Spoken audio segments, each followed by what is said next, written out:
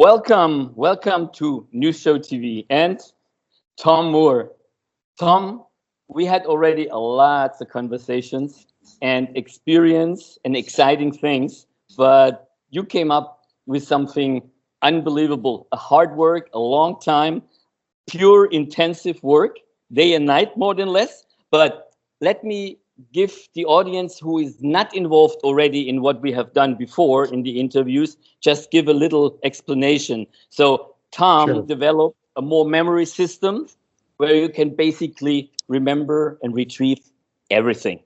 Is this right? Just straightforward, all abstract things? Absolutely. Wonderful. So Tom, welcome. And you have something exciting for us. Can I name it? And then you jump in? Okay. Yes. It's the Bible tree. So basically you get in a lot of events of the Bible and you put them in pictures and descriptions so that the people can memorize the whole thing. And I think this is something unbelievable. Give our audience a little bit of explanation what you have done and what they can use it for. Okay. Well, first of all, Happy New Year. Oh, thank you. Yes. We actually put the program up on January 1, 2025. I can't believe we're saying 25 again already. I'll give you a little background on this. As you know, Dietmar, I've been working with a large variety of subjects over the years to teach children how to learn effectively in school. Right. About 3 years ago, the information about what I was doing has started to get out quite a bit, and I've had quite a few parents who've watched in on our remote learning classes, and one by one, I started getting comments, or when people would see me at church, they'd say, "Gosh, what you're doing is remarkable. Could you teach us a timeline of the Bible?" Okay. And actually, it's been multiple denomination worshipers. Okay. Catholics, Protestants, evangelicals. Okay. So I knew there was a lot of interest in this, and I began to look at it. And actually, for 1,000 years or more, many Bible scholars have tried to figure out the timeline of the Bible. Now, I've got to say up front, obviously, these are estimates, but they use the book of Numbers. I understand also a lot of the archaeological support from the Assyrian Empire still exists from around 1000 BC down to the birth of Christ. So, there were multiple sources were utilized to try to put together these lists. And the lists were actually all of them, or a lot of them, are very consistent in terms of estimating dates. Once we primarily get into the lifetime of Abraham. Now, before that, you've got a few events, major events such as creation that we're estimating. We call that before time. Okay.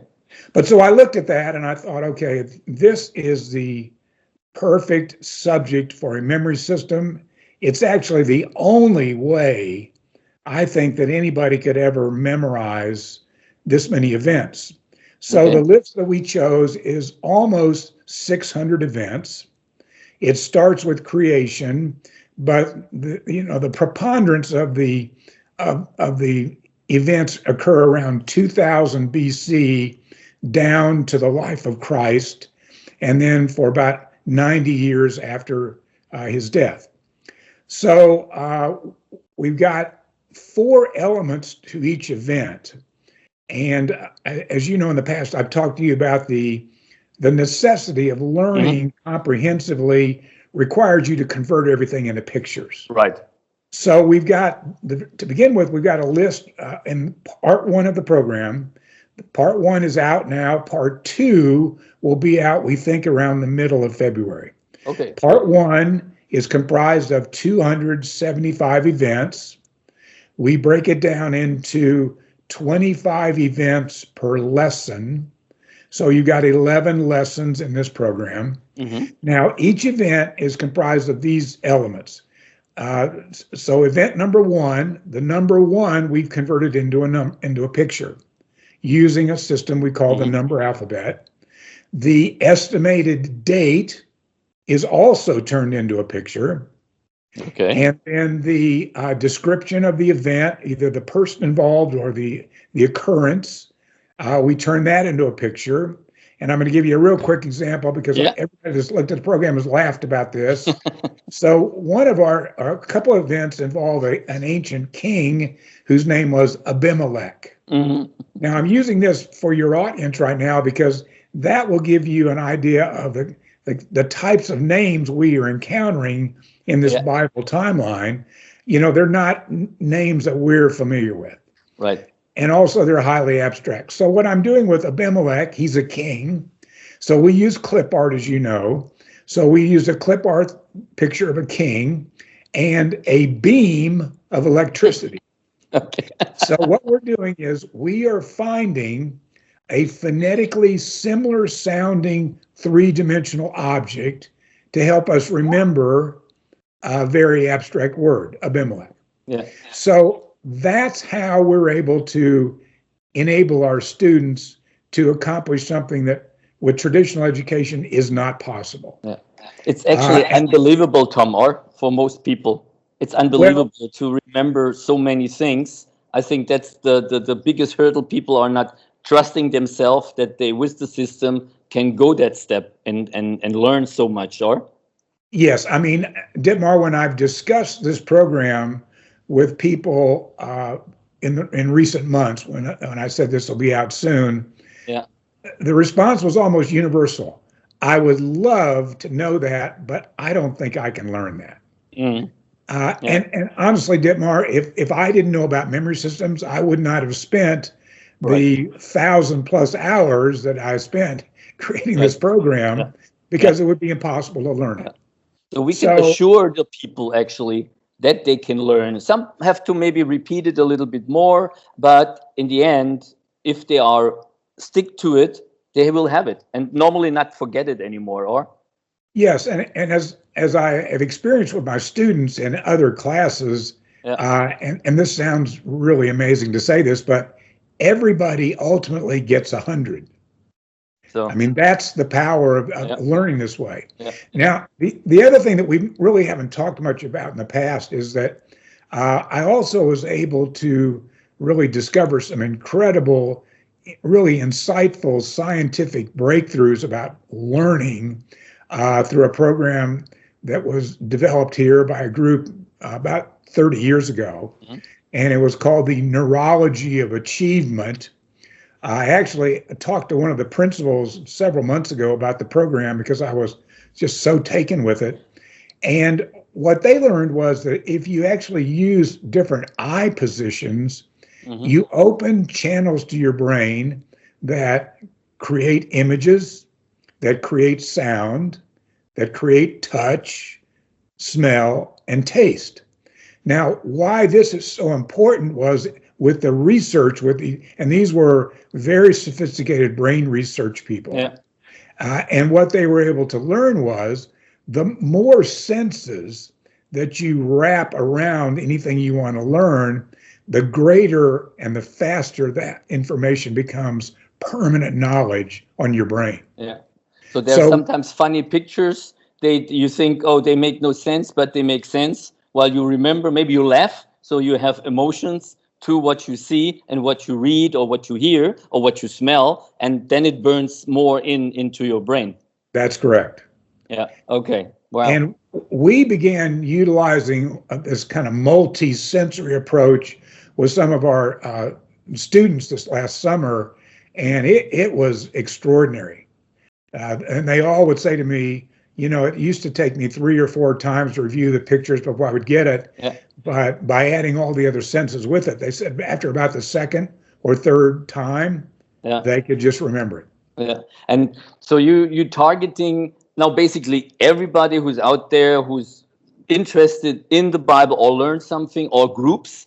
They have Bible studies and even new priests and things. So basically everybody can learn it. And what I understood was, when you do something like this, a memory system with the Bible or with mathematics or IT, whatever you teach in the future, it's a gym for your brain. So you're more open to other things, or you create your own way to memorize things. So everything gets easier and retrievable, or?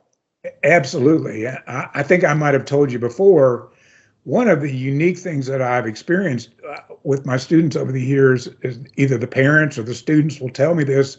Well, I don't know. You just taught me mathematics, but my grades went up in all subjects. Yeah, yeah, So yes, this I think actually is exercising or really strengthening yeah. what's going on. I mean, what's going on in your subconscious with learning, we really don't know. Right.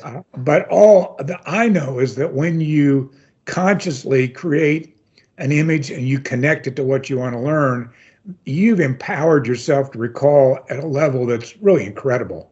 Perfect. So the web page is up. So when we put under the interview, we put thebibletree.com on it, and so people can read even what you just said, and they can even go to the course and learn it. Is that's right? So it's up. Part one is up. Yes, absolutely. And recently, since the program has been up, I've had quite a few people say to me, gosh, it would be really great if you could get on and maybe do a live podcast or a live demonstration. And so we probably will do that, and we'll be posting that on the webpage. I'm thinking about actually starting that a week from Saturday. Great. Because, first of all, if you're interested in the history of the Bible, this is a completely unique program. Yeah. Nobody has ever put this program together. But the other astounding benefit is I'm teaching you how to learn. Yeah. So you can learn anything with this. Yeah. So basically, you can go even on stage if they have a group together. You are willing to fly to a place if there are enough people there and teach them, or on stage. Well, I guess it depends how cold it is right now. But yes, certainly Yeah. if there's a group out there that has a scheduled meeting, would like to know more about this, experience this, absolutely. And I just a few minutes ago, I actually had an encounter with a lady over at my grandson's high school, and we were talking about the program. And she said that she has been trying a program, I guess it's a podcast. And she said, I listened to one reading, and she said it goes in one ear and out the other. And I explained to her that, hearing is one of our weak senses. Now, what do I mean by that? Well, 95% of every impression that goes to your brain through your whole life is from sight. Yeah. So sight is the predominant learning sense. I mean, by so much. Yeah. And so when we sit in church every Sunday and we hear readings from the Bible, and we're not really sure what we heard just a minute or so afterwards, it has nothing to do with you. It's not that you're not a highly intelligent individual. It has to do with the fact that we're engineered as human beings to learn things through sight. Okay. And so that's the whole purpose of the Bible tree. We turn everything into three-dimensional pictures. Wow. And so what you could never accomplish with traditional approaches to learning, you can easily learn this. Oh, wow. So people can get in touch with you to this interview, to the webpage directly on contact. And Certainly. if they have events where you maybe can be a part of it, if it goes through about the Bible or all the other things, so you're more than happy to assist or go there. And absolutely. Yeah. So we put everything there, and as soon as people are interested, and if they get in touch even with us, I will forward it to you. And so this was great. We did this on a quick thing just to introduce it. Well, I was really astonished when you said it's finished, it's done. Well, I know how you worked on it and how many hours and nerves and everything. So I'm really happy we had this conversation, so we get this out there.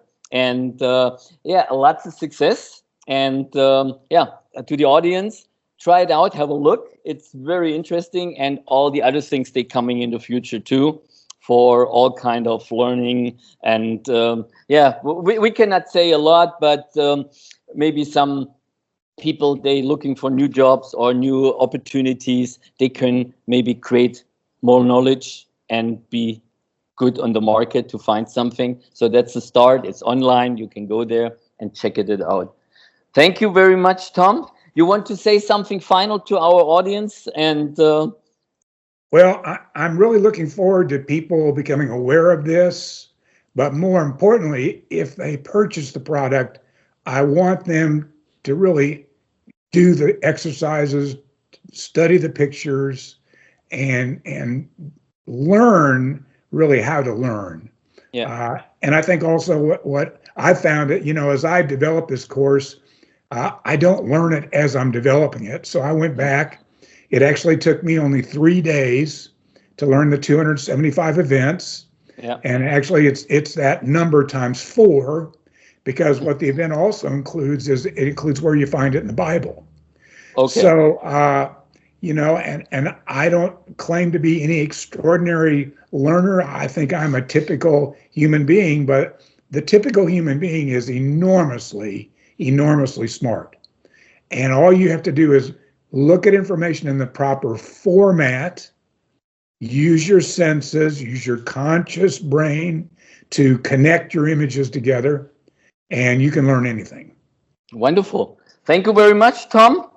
Thank Have you, a lot Dietmar. of success. Have a wonderful day. You are in South Carolina, in Columbia, South Carolina. So for our audience, this is live, more than less, from the States to Praia de Luz in the Algarve. Today we have a pretty rainy day, so in the glass studio in Praia de Luz, it's cozy and warm inside and rainy outside, but it's beautiful. Sun comes back for sure, and on your place also you have a little bit more time to get colder, or it's how's Yes, the we're weather? we're experiencing a little winter today, but the Okay, sun's out. okay, So perfect. I hope our next interview will be live with me at Praia de Yes, Luz. that would be wonderful. Thank you very much, Tom. See you soon, and lots of success. Thank you very Thank, much. Take care. thank you, And Dietmar. Great day. thank you very much for watching, and you will see what's coming next. Thank you very much. Thanks a lot. Bye bye.